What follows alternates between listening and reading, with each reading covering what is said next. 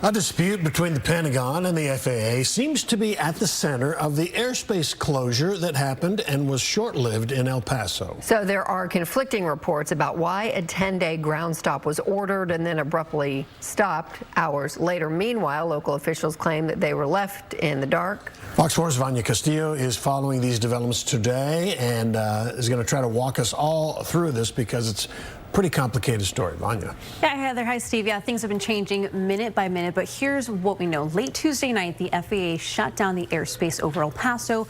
No planes coming in and no planes coming out. The FAA saying it was for special security reasons and that it could last for 10 days. Then out of nowhere, early this morning, it just lifted. The FAA posting on X that there's no threat to commercial aviation and flights can go back to normal, leaving everyone confused, especially local officials who say they were given no warning. All right, so I guess one of the first questions is what was serious enough in the first place to shut down the airspace, perhaps for as long as 10 days, but then open it up a few hours later?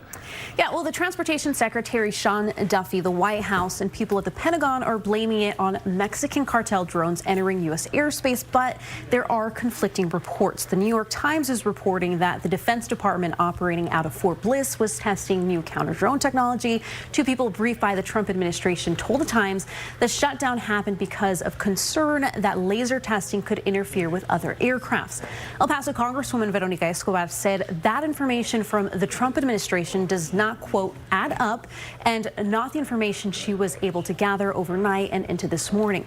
Pentagon officials have declined to comment on Escobar's remarks, and Governor Greg Abbott, who is usually pretty vocal about border security, has referred all questions to the FAA. So, Vanya, you lived and worked in El Paso for some time, and we are hearing a lot of people there, you know, professionals who work at the airport, connected to airlines, and just the public who need to fly out of there were pretty angry about how poorly the communications were out of the Pentagon and whoever else was in charge.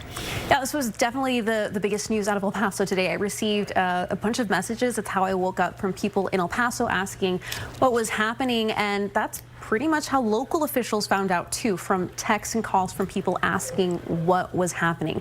El Paso Mayor Bernard Johnson visibly upset during a press conference, saying they were given zero warning. Take a listen.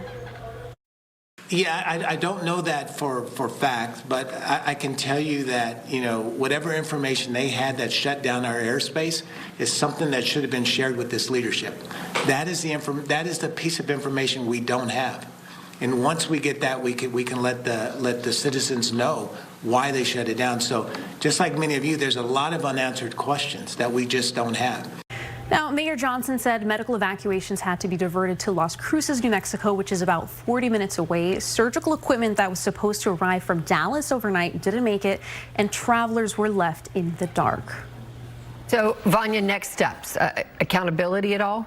Yeah, well, Senator Jack Reed of Rhode Island, who is on the Senate Armed Services Committee, is demanding answers. He took to X saying that the conflicting accounts about what happened in El Paso from different parts of the federal government only deepen public concern and raise serious questions about coordination and decision making.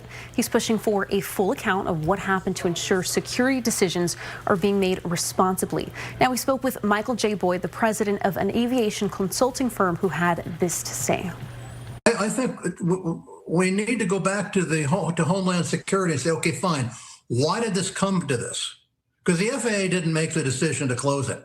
They were told to make that decision based on information they were given. That's what we have to find out. Now, look, there's still a lot of unanswered questions and conflicting reports that we're working to straighten out and get answers on, and we'll, of course, keep you updated as we learn more. Back to you guys.